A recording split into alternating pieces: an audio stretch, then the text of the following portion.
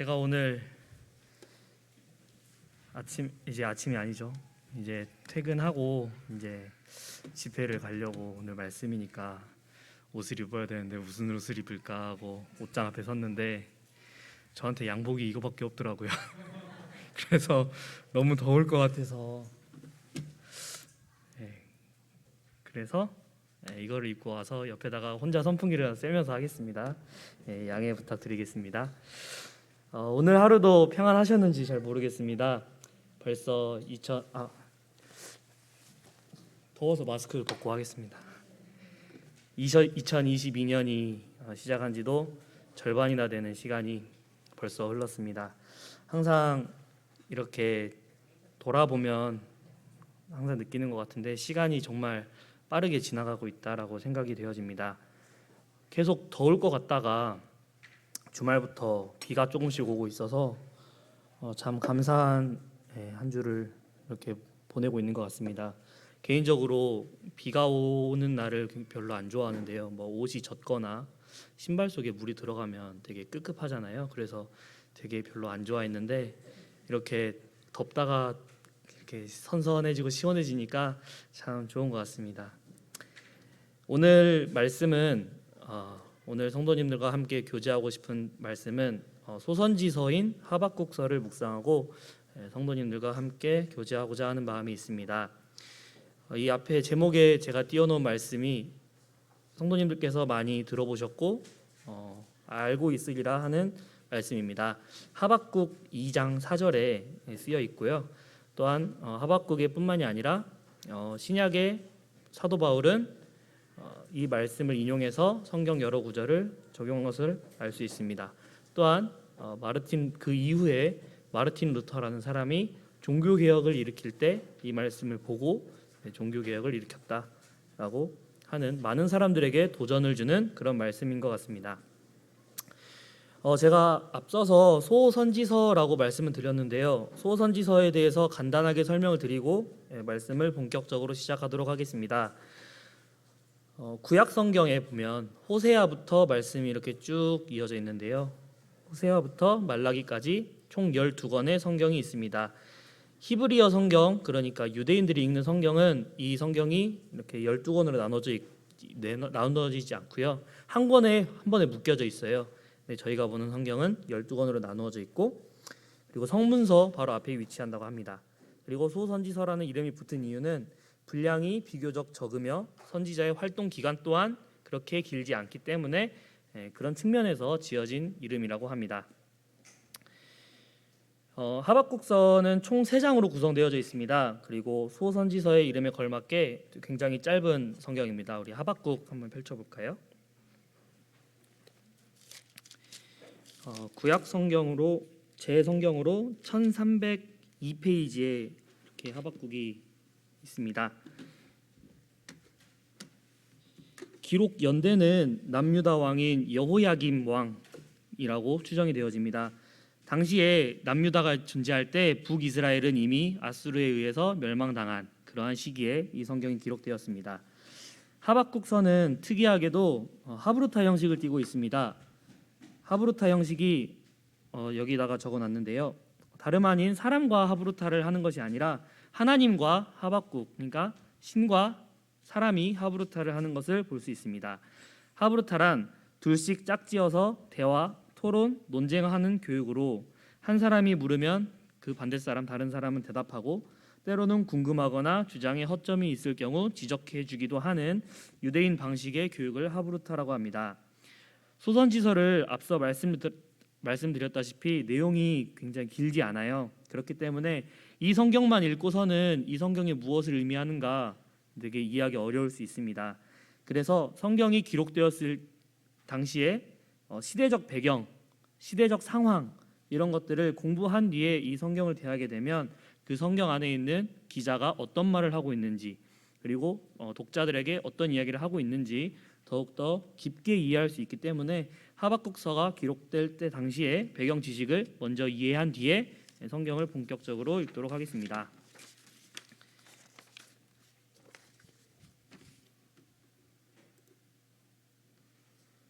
앞서 제가 말씀드렸다시피 당시의 유다 왕은 여호야김 왕, 이 요시야 왕의 첫째 아들이라고 되어 있죠.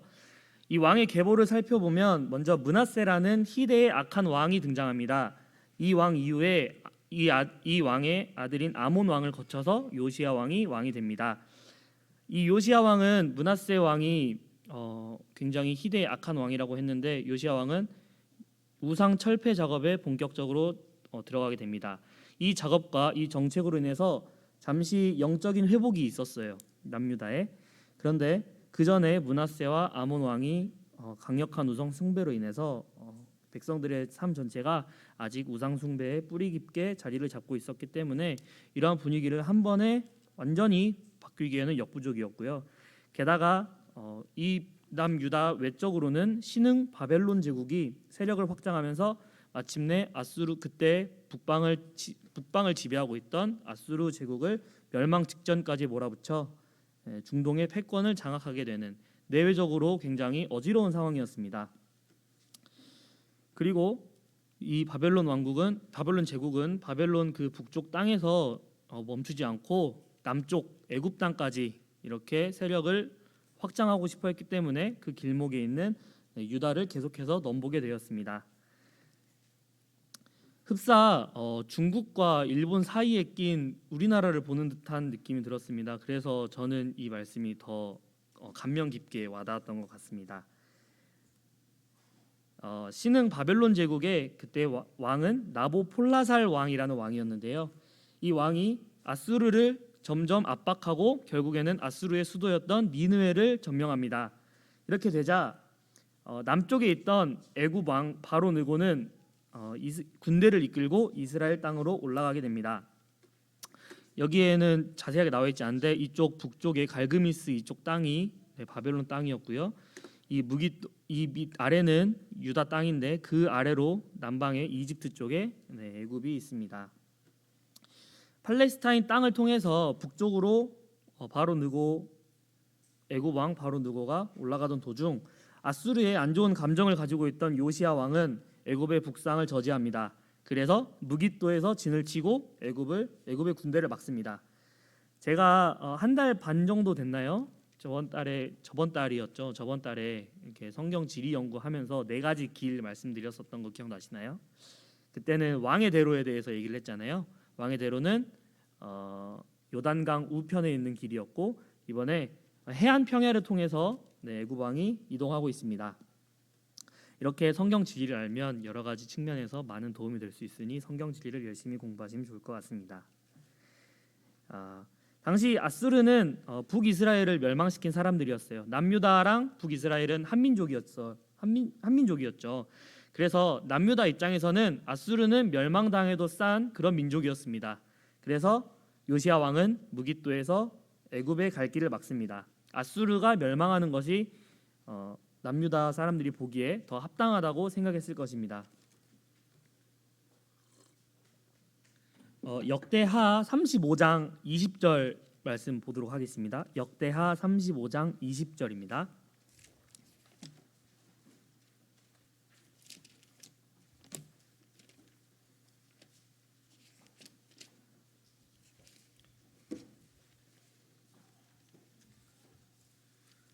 (35장) 20절부터 23절까지 교독하도록 하겠습니다. 제 성경으로 구약 708쪽입니다. 35장 20절부터 23절까지 제가 먼저 읽겠습니다. 이 모든 일 후 곧 요시야가 성전을 정돈하기를 마친 후에 애굽 왕 느고가 유브라데 강가에 갈그미스를 치러 올라왔으므로 요시야가 나가서 방비하였더니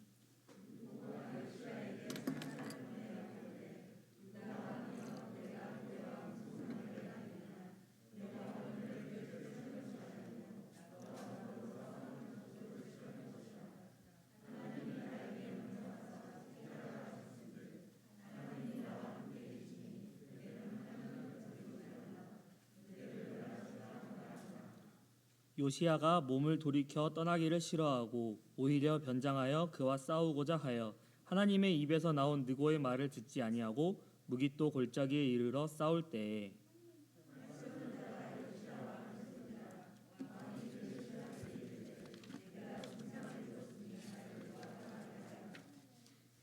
네, 감사합니다. 성경에 나와 있다시피 바로 느고가 올라가는 길을 요시야 왕이 막고요. 그리고 그곳에서 더 이상 바로 느고는 설득하지 않아요. 이게 강대국의 위험이었던 것 같아요. 바로 느고는 바로 요시야 왕을 공격합니다. 그리고 다소 허무하게 요시야 왕은 이 전투에서 전사하게 됩니다. 그리고 쭉 올라가서 아수르 군대와 연합하여 바벨론 군대랑 갈그미스라는 곳에서 전투를 벌이는데 이것이 세계사적으로 유명한 갈그미스 전투입니다. 첫 전투에서 무승부를 기록한 것 같아요. 근데 애굽 왕이 다시 애굽으로 들어가서 재정비를 하려고 하는데 이때 유다의 왕은 여호와하스였습니다. 먼저 요시야 왕이 죽은 뒤에 왕으로 세워진 사람이 첫째 아들이 아니라 둘째 아들 여호와하스였어요. 그리고 3개월 정도 통치를 하고 있었습니다. 그런데 불과 즉위한 지 3개월밖에 되지 않은 왕이어서 굉장히 나라가 혼란스러웠을 것입니다. 그런데 여기에 애굽이 내정 간섭까지 시작합니다. 내려오면서 그 왕 여호아하스를 폐위시켜 버리고 첫 번째 아들이었던 여호야김 왕을 왕으로 세워 버립니다. 여호야김 왕은 원래 왕이 아니었으나 애굽 왕에 의해서 유다의 왕이 되었어요. 그래서 여호야김에 의해 유다는 친애굽 국가로 변모하게 됩니다. 또한 애굽의 조공을 계속해서 바치게 됩니다. 요시야 왕이 하나님만 바라며 이런 일을 해왔었는데 이 모든 노력들이 다시 허사가 되고 있었습니다. 더 이상 남유다는 하나님을 찾지 아니하였습니다. 바알과 아스다롯 같은 우상들이 그 자리를 다시 차지하기 시작하고 나라의 지도자가 바뀌면서 혼란스러운 나라에 외국의 내정 간섭이 본격화되자 나라가 더욱더 휘청거리게 되었습니다. 당시 남유다의 타락의 모습은 미가서에도 나와 있는데요. 미가서 3장 11절 말씀 한번 보도록 하겠습니다.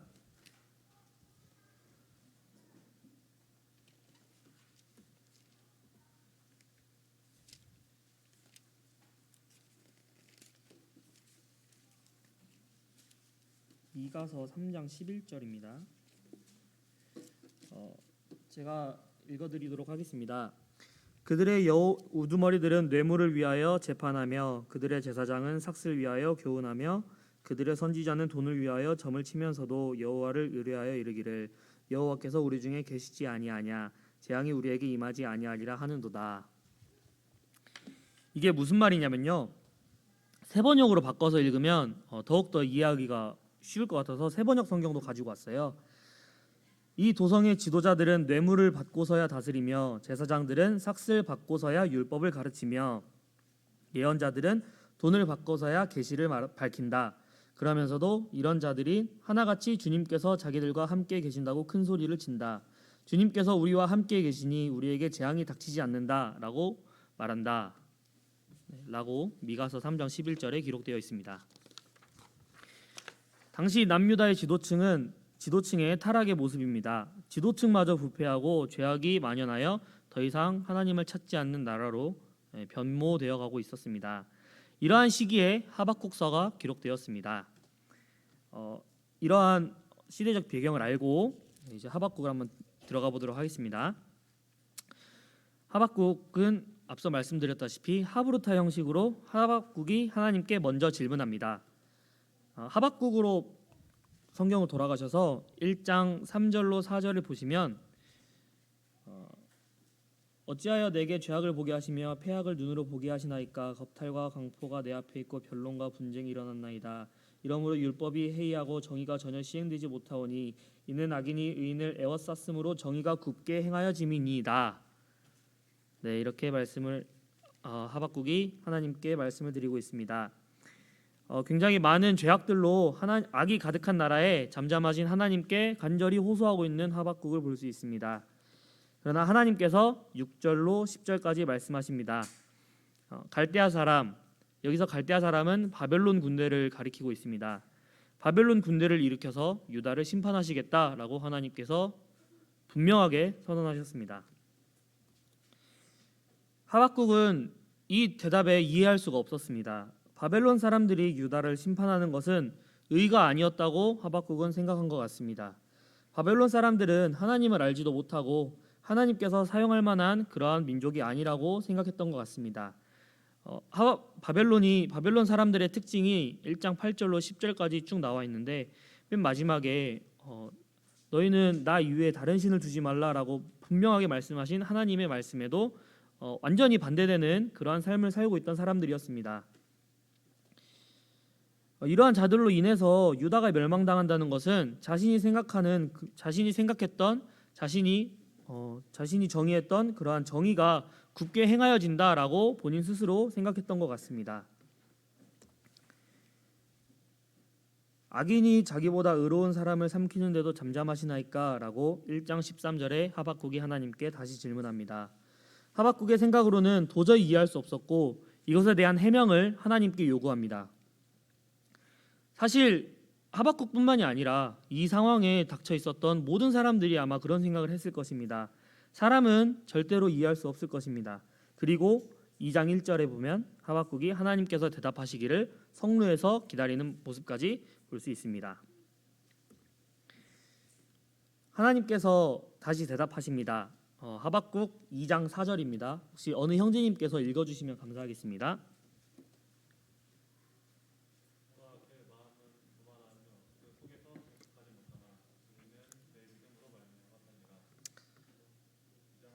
네, 감사합니다. 다소 뜬금없는 대답일 수도 있을 것 같아요. 하나님께서는 악인으로 의인을 심판하는 것이 옳다, 그르다라고 분명하게 말씀하진 않으셨습니다. 하나님께서 악을 심판하실 것이니 의인은 믿음으로 말미암아 살리라라고 대답하여 주셨습니다. 하박국은 이 대답에서 하나님의 의도를 파악했습니다. 3장에 하박국은 시기오노스로 하나님을 찬양하는데 시기오노시란 슬픔의 노래이지만 매우 빠르고 열정적인 노래를 말합니다. 하박국은 하나님을 찬양하지만 그 마음 가운데 두려움이 있었던 것 같습니다. 3장에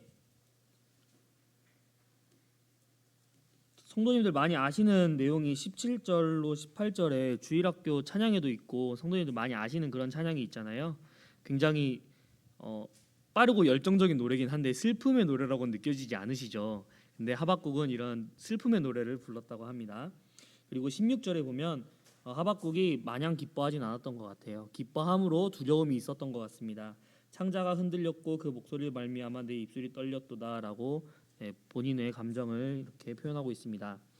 남유다가 언젠가 그리고 반드시 하나님께서 멸망시키실 것이다라고 말씀하셨고 16절에 바벨론 사람들의 잔혹함으로 인한 어려움이 있을 것이다, 어려움을 당할 것이다라고 두려워한 것처럼도 보입니다. 그러나 아무것도 없는 그곳에서 정말로 자기의 소유가 아무것도 없는 그곳에서 하나님으로 인해 기뻐하리라라는 감사의 찬양을 하박국이 올리면서 하박국서가 끝이 납니다. 이후 본서의 내용은 이제 끝이 나지만 그 이후에 바벨론의 느부갓네살 왕의 침략으로 인해서 이스라엘 사람들과 함께 포로로 잡힙니다. 그리고 바벨론의 감옥에서 오랫동안 수감 생활을 하다가 바사의 고레스 왕이 바벨론을 다시 점령하고 포로를 해방시키자 이란의 하마단이라는 곳에 살다가 죽었다고 합니다. 인근의 투르 사이컨이라는 곳에 매장되었다고 하는데 그곳에는 하박국의 무덤이 이렇게 있더라고요. 이후에 남유다는 어떻게 되었을까요? 하나님께서 분명하게 남유다를 심판하시겠다, 멸망시키시겠다라고 말씀을 하셨습니다. 바벨론 왕의 나보폴라살의 아들인 느부갓네살 왕, 성도님들 많이 들어보셨죠? 느부갓네살 왕과 바로느고가 갈그미스에서 다시 한번 전투를 치릅니다. 이때 느부갓네살 왕이 바로느고를 완벽하게 제압합니다. 바벨론 왕이 승리를 가지게 되고 그리고 애굽이 후퇴할 때 그를 계속 추격하게 됩니다. 내려가던 중에 예루살렘까지 침공하여 다니엘을 비롯한 포로들을 잡아가게 되는데 이때가 1차 포로기 상황이었습니다. 이 전투로 인해서 여호야김 왕은 느부갓네살 즉 바벨론을 섬기게 됩니다. 그 이후에 여호야김은 다시 느부갓네살을 배반하고 친애굽 정책을 펼치게 되는데 이때 활동하던 선지자가 성도님들 다들 아시는 예레미야였습니다. 하나님께서 바벨론을 통해 패역한 유다를 심판하실 것이니 애굽을 의지해도 소용없다라고 여호야김과 고관들에게 예레미야가 말합니다. 그러나 심한 핍박을 받게 되고 결국 느부갓네살은 남유다 주변 민족들의 연합군을 보내서 여호야김을 제거하게 됩니다. 이후에 애굽이 계속 바벨론에 저항하게 됩니다. 그러자 느부갓네살 왕은 애굽 세력을 제압하기 위해 다시 남하하고 여호야김이 죽은 이후에 유다 백성들은 여호야김의 아들인 여호야긴을 왕으로 세우지만 느부갓네살은 유다를 침공해서 여호야김과 에스겔을 비롯한 백성들을 다시 포로로 잡아갑니다. 그리고 요시야 왕의 셋째 아들이었던 시드기야 왕을 왕으로 세웁니다. 이때가 2차 포로기 상황입니다. 시드기야는 처음에 바벨론을 섬겼습니다. 바벨론에 의해서 왕이 됐으니까 당연하다고 생각할 수 있을 것 같은데요. 그런데 주변 국가인 에돔, 안몬, 베니게 등이 반바벨론 동맹을 결성하게 되고 거짓 선지자들이 시드기야의 마음을 미혹합니다. 2년 내에 유대인 포로들이 다 돌아올 것이다 라고 예언하자 그는 바벨론에 투항하면 하나님께서 편히 살게 해주실 것이다. 그리고 70년 만에 돌아오게 해주실 것이다 라는 예레미야의 말을 다시 듣지 않고 바벨론을 배반하게 됩니다. 그러자 느부갓네살이 다시 유다를 침공합니다. 그리고 예루살렘을 완전히 포위하고 애굽의 개입으로 잠시 포위가 풀렸다가 결국 그 전투에서 유다는 완전히 멸망하게 됩니다. 유다는 무너지고 예루살렘 성벽과 성전이 모두 파괴되었으며 시드기야와 많은 백성들이 3차 포로기로 끌려가게 됩니다. 이렇게 하박국이 말한 하나님의 예언처럼 유다가 바벨론에게 완전히 멸망당하고 마는 것입니다. 하박국서가 우리에게 주는 교훈이 무엇이 있는지 한번 살펴보도록 하겠습니다. 하박국의 두 번째 질문은 아직도 이 세상에서 많은 다툼을 야기하기에 좋은 질문인 것 같습니다. 에피쿠로스 학파라고 하는데요. 혹시 들어보신 적 있으신가요? 좀 어렵죠, 이름이. 에피쿠로스 학파를 지지하는 사람들은 인간은 쾌락을 좋아하고 고통을 싫어한다는 것은 굉장히 자연스러운 일이다. 이러한 인간의 자연스러운 본성에 근거하여 쾌락의 획득과 고통의 회피가 인간을 평생 행복하게 할 것이다 라고 주장했습니다. 굉장히 기독교적 발언과는 기독교인의 발언과는 굉장히 다른 현재의 이 상황을 항상 행복하게 그 쾌락을 좇는 것이 인생의 행복이다 라고 주장하는 그런 학파였습니다. 에피쿠로스 학파의 학자의 주장 중에 한 가지를 제가 발췌해서 가지고 왔는데요. 신은 악을 극복하고 싶어 하는데 그에게 그럴 능력이 없다고 하면 신은 약하다는 뜻이 되는데 이것은 신에게 맞지 않는 일이다. 신이 능력은 있는데 악을 극복하길 원하지 않는다고 하면 신은 악의적이라는 뜻인데 이것도 신과는 거리가 있는 것이다. 신이 악을 극복하길 원하지도 않고 할 능력도 없다고 하면 그렇다면 신은 악할 뿐더러 악의적이기까지 한 것이다. 따라서 신이 아니다. 신에게 합당한 대로 그가 악을 극복하고 싶어하며 할 수도 있다고 하면 그렇다면 악은 어디에서 오는 것이며 왜 신은 그것을 없애지 않는가? 공의의 하나님이 계시다면 이 세상은 왜 이렇게 패역한가? 왜 아름답지 못한가? 현 세대에도 굉장히 많은 질문들을 받고 있습니다. 실제로 사회에서 직장이나 학교에서 복음을 전하다 보면 이런 질문들을 굉장히 많이 해요. 만약에 하나님이 있다면 이런 전쟁이 왜 있고 왜 이런 고통 속에 사람들이 살아야 되며 그 완전하다는 신은 왜 불완전한 사람을 만들었는가? 라는 굉장히 철학적인 질문을 저한테 많이 하더라고요. 완전하신 하나님께서 왜 악이 득세하는 이 세상을 가만두시는가? 의가 악을 이기지 못하는 이 세상을 보고 하나님은 없다라고 사람들은 주장해 왔습니다.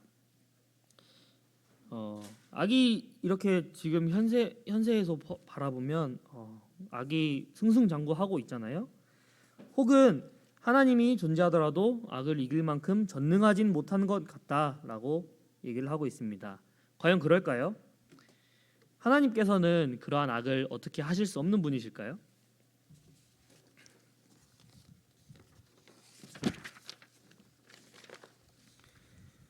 신명기나 잠언서를 보면 의인은 항상 복을 받으며 고난은 죄악의 결과라는 것이 이스라엘 전통적인 종교 관념이었습니다. 그래서 하박국은 아마 이 관념을 가지고 이 신명기적 고난의 개념을 가지고 의인이 왜 고난을 받는지, 왜 역사 속에서 여호와의 섭리가 드러나지 않고 잠잠한 것인지, 과연 하나님의 섭리는 의의 바탕을 두고 있는지에 대한 신정론의 문제를 제기하고 있습니다. 신정론이란 신과 의를 뜻하는 두 헬라어의 합성어라고 하는데, 세상에 존재하는 악과 고통의 문제에 대해 하나님의 의로우심과 선하심을 변호하는 이론입니다. 하나님은 공의로우신 분이다라는 것을 사람이 변호하기 위해서 만들어낸 이론입니다. 사실 사람이 하나님을 변호하기 전에 하나님께서는 분명하게 성경에서 대답을 해주시고 계십니다. 하나님께서는 역사를 주관하시는 역사의 주인이시며, 때로는 느낄 수 없고 답답하지만 결국엔 그의 궁극적인 목적을 이루어 가시는 분이십니다. 그리고 구원을 받는 길은 오직 여호와를 잠잠히 신뢰하며 믿음으로 기다리는 것이다라고 2장 4절에 분명하게 말씀하셨습니다. 언젠간 불의 성이 반드시 불타고 여호와의 영광을 인정하는 것이 이 세상이 가득할 날이 반드시 올 것이라고 하나님께서는 분명하게 성경에 기록해주고 계십니다. 하나님의 의로우심을 성경에서 변증하고 있습니다. 하나님의 섭리는 인간의 이해를 초월합니다. 악인의 형통에 대해서 항변했던 하박국은 하나님의 묵시를 듣고 완벽하게 달라졌습니다. 하나님의 계획이 속히 이행되기를 하박국 3장에서 기도하고 있습니다. 남유다가 바벨론에 의해서 멸망하는 것이 훗날 바벨론을 심판하여 이스라엘을 구원하실 더 큰 그림의 일부임을 하박국은 깨달았습니다. 바벨론의 심판을 넘어 이 땅의 모든 악을 심판하시는 여호와의 날을 두렵고 떨림으로 기대하게 되었습니다. 우리는 하나님의 모든 일에 겸손히 수긍하며, 다만 그 안에서 견디기 힘들기 때문에 긍휼을 베푸시기를 기도해야 합니다. 하나님께서 그분의 백성을 구원하기 위해서 예수님께서 몸을 입고 이 땅에 오셨습니다. 바벨론의 손에서 이스라엘을 건지려고 하신 것처럼 우리를 위해 싸우시기 위하여 예수님께서 이 땅에 다시 오셨습니다. 악들을 모두 물리치고 하나님의 선을 이루실 그날을 기대하며 기도해야 합니다. 성도는 악인의 형통과 현재의 고난을 두려워하지 않을 수 있습니다. 물론 쉽지 않습니다.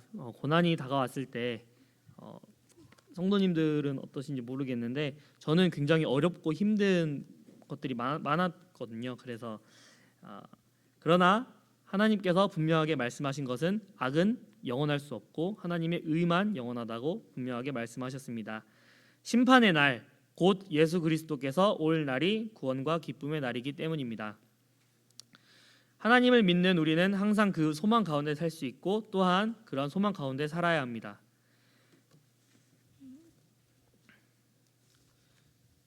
하박국은 임박한 유다의 멸망에 두려워 떨지만 동시에 구원하실 하나님을 생각하며 기뻐하며 찬양했습니다.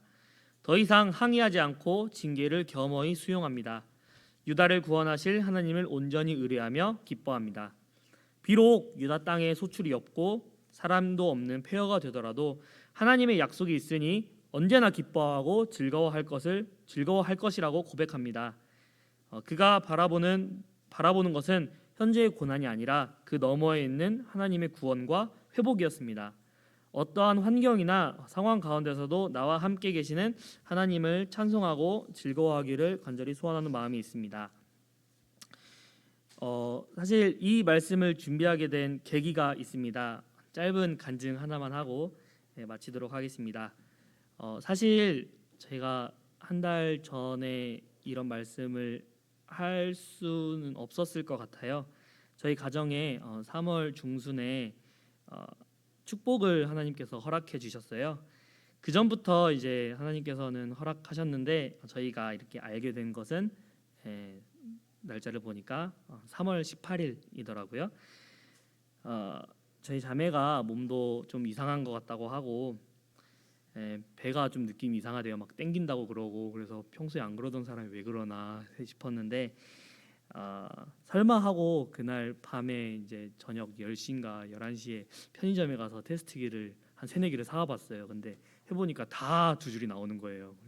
막 주변 사람들은 코로나 걸려가지고 2줄 나오는데 우리 자매는 이렇게 2줄이 나와서 처음에는 좀 어안이 벙벙했습니다. 그리고 병원에 갔더니 임신 판정을 받았습니다. 전혀 계획에 없던 아이였어요. 설마 임신이겠어? 라고 이런 생각을 가지고 생각했는데 병원에 가서 이제 임신입니다. 몇 주 되었습니다라는 말을 들으니까 굉장히 무섭기도 하고 걱정이 되기도 하고 긴장이 되기도 했습니다. 하나님께서 하신 일이니 하나님께 맡기자라는 기도를 하게 되었습니다. 약 한 일주일에서 2주일 정도는 굉장히 개인적으로 마음에 어려움이 있었던 것 같아요. 태명을 각자의 고향의 앞자를 따서 저희 자매가 영암 사람이고 제가 광양 사람인데 그래서 영광이로 지었어요. 그리고 중의적인 표현으로 영광해서 태명을 영광이로 지어놨습니다. 저희 가정 나름대로의 계획을 세우고 행복한 기다림을 보내고 있었습니다. 교회적으로 기도 부탁도 드리고요. 가정에서도 뱃속의 아이를 위해서 계속해서 기도했습니다.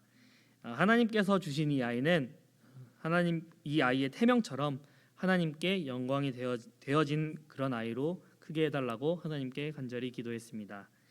그런데 성도님들 다들 아시다시피 갑자기 유산이 되었어요. 처음엔 착상이 잘 되어 있다라고도 했고 산모도 건강하니 괜찮을 거다라고 얘기를 하셨는데 바로 그 다음 세 번째 방문 때 유산기가 있다. 그래서 조심해야 된다라고 하시더라고요. 그래서 사람의 열심을 다해서 최대한 조심했습니다. 정말 움직이지도 않고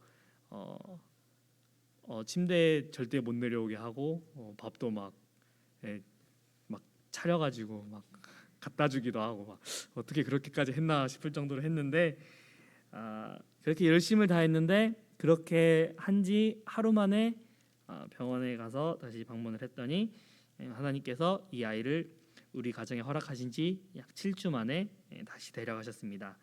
4월 1일 금요일이었습니다. 금요일 날 영광이는 세상에서 말하는 만우절날 거짓말처럼 하나님께서 하나님 나라에 데려가셨습니다. 처음에는 이런 일을 겪었을 때 어째서 나에게 이런 일이라는 생각이 처음 먼저 들었어요. 그리고 허탈함이 가장 컸고 그 다음에 굉장히 수많은 걱정들이 저뿐만이 아니라 우리 자매를 힘들게 했습니다. 자매의 건강과 그 다음 착상될 아이를 위해서 소파수를 진행하는 동안 굉장히 쉬운 수술이다라고 말씀을 해주셔서 뭐 그렇겠구나라고 생각을 했는데 굉장히 힘들어하는 자매의 모습을 보며 구원받은 이후로 처음으로 하나님을 원망했던 것 같습니다. 산소를 코에 꽂지 않으면 숨도 제대로 쉬지 못했고 마취가 풀리면 풀릴수록 고통스러워하는 자매님의 모습을 보며 제가 스스로 할 수 있는 일이 없다는 것에 굉장히 슬퍼했고 한탄했던 것 같습니다. 아이를 데려가셨으면 그만하면 됐지 왜 우리 자매까지 힘들게 하십니까? 라고 하나님께 기도를 했지만 사실 원망을 했죠. 내가 무엇을 그렇게 잘못했길래 이런 시련을 우리 가정에 허락하셨습니까? 왜 우리에게 이런 어려움을 주십니까? 이렇게 허무하게 데려가실 거였으면 아예 주시지나 말지 왜 이렇게 짧게 데리고 짧게 주셨냐고 하나님께 따지며 분노했습니다. 그날 수술이 끝나고 집에 자매를 데려다 놓고 같이 누워서 잠을 자려고 하는데 잠을 한숨도 자지 못했어요. 새벽 5시, 6시까지도 잠이 안 오더라고요. 그날 너무 화가 나기도 하고 실제로는 사실 초음파로 정말 뭐 몇 센치 되지도 않는 정말 쬐까만 아기를 봤는데 그런 아기를 왔다가 갔는데도 굉장히 슬프고 힘들더라고요. 심지어 저희 자매는 심장 소리를 들었다고 하더라고요. 근데 저는 심장 소리를 못 들어서 좀 덜 슬펐는지는 모르겠는데 우리 자매는 굉장히 힘들어했습니다. 그런데 계속해서 하나님을 원망하고 슬퍼하던 저에게 하나님께서는 계속해서 위로해 주셨습니다. 성경 말씀으로 또한 성도님들의 위로로 우리 가정을 계속해서 위로해 주셨습니다. 욥기 말씀으로 이렇게 저를 위로해 주셨는데요. 그러나 내가 가는 길을 그가 아시나니 그가 나를 단련하신 후에는 내가 순금같이 되어 나오리라. 욥기 23장 10절 말씀. 아멘이 되었습니다. 몇 줄을 계속해서 하나님을 원망하고 하나님께 슬픈 감정으로 보내다가 욥의 고난, 그리고 앞서 배웠던 하박국의 고난, 이러한 고난들을 그런 상황들이 그제서야 눈에 보이기 시작했습니다. 그 둘의 공통점은 고난의 과정에서 계속해서 하나님을 원망하고 현재 상황에 슬퍼하지 않고 나아가 하나님께 엎드렸다는 것이었습니다. 하나님을 찾았다는 것이었습니다. 욥이나 하박국이 처한 상황을 절대적인 슬픔과 비교해 보았을 때 그러한 슬픔은 제가 느꼈던 그런 슬픔과는 차원이 안 되게 그들이 더 큰 슬픔을 느꼈을 것이라고 생각이 되어집니다만, 상대적으로 보았을 땐 그 당시 하박국이 느꼈던 감정보다는 제가 느꼈던 그런 감정이 더욱더 크고 아프게 다가왔습니다. 그런데 하나님께서 이런 성경 말씀을 주시고 또한 성도님들의 계속해서 위로해 주시고 격려해 주시고 이런 말씀 가운데 하나님께서 저에게 이렇게 말씀하셨습니다. 경락아, 이제 내가 예수 그리스도를 이 땅에 보내어 땅에 죽인 거를 내 마음이 얼마나 아픈 일인지 이제 알겠니? 내가 너를 이만큼 사랑한단다 라고 하나님께서 저에게 말씀하시는 것 같았습니다. 이러한 말씀과 이러한 이러한 것으로 인해서 저는 스스로가 하나님 앞에 엎드릴 수밖에 없었습니다. 납작 엎드렸습니다. 정말 이렇게 엎드려도 되나 싶을 정도로 납작 엎드렸던 것 같아요. 저의 연약함을 용서하시고 하나님께로 돌아간 이 아이를 통해 하나님께서 영광 받으셨다면 저는 그걸로 감사하겠습니다. 주님, 우리 가정을 더욱더 하나님을 의지하고 경외하는 그러한 가정으로 성장시키기 위해서 하나님께서 이 일을 인도하셨다면 그걸로 만족합니다. 하나님만 바라겠습니다.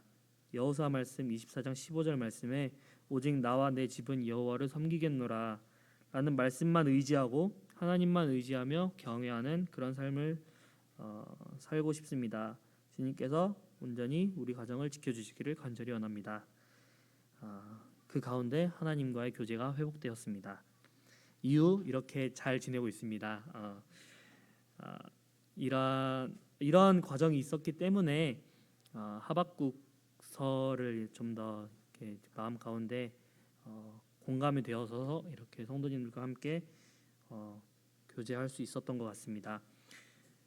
그리고 계속해서 이 자리를 빌어서 감사를 드립니다. 성도님들께서 계속 위로해 주시고 격려해 주셔서 저희 가정이 너무 빨리 이렇게 회복된 것 같습니다. 성도님들께서 항상 어떤 말로도 격려를 해야 될지 모르겠지만 그래도 힘내세요라는 말씀 한마디 한마디가 정말 저희 가정에 큰 힘이 되고 정말 사랑을 많이 받고 있구나, 하나님께서 정말 귀한 성도님들을 우리 가정에 이렇게 주셨구나라는 생각을 많이 하게 되었습니다. 그러면 이것으로 오늘 말씀을 모두 마치도록 하겠습니다. 기도하고 마치도록 하겠습니다.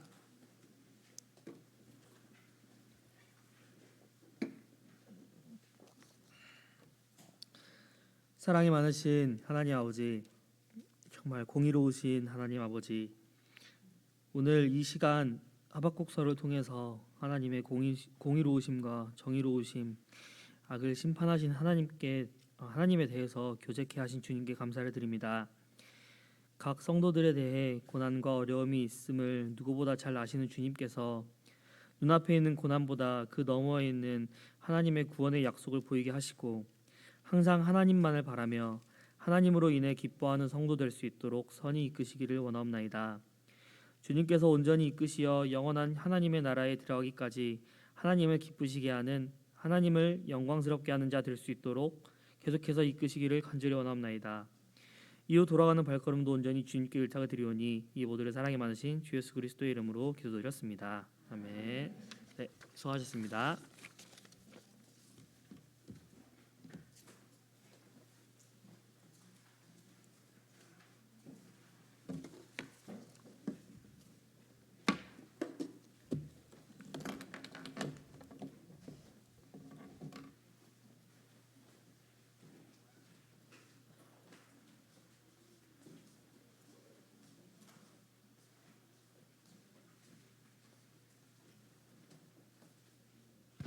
아, 네, 영광에는 그 짧은 시간 동안 있었음에도 하나님께 영광을 올려드리고 또 간 것 같습니다.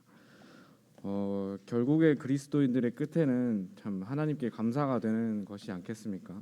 또 이제 오늘 또 간증을 통해서도 또 경락 형제님 가정에 하나님께 감사가 되는 시간이었을 것 같습니다. 좀 그렇기 때문에 감사하는 의미로 532장을 한 번 더 드리도록 하겠습니다. 532장입니다.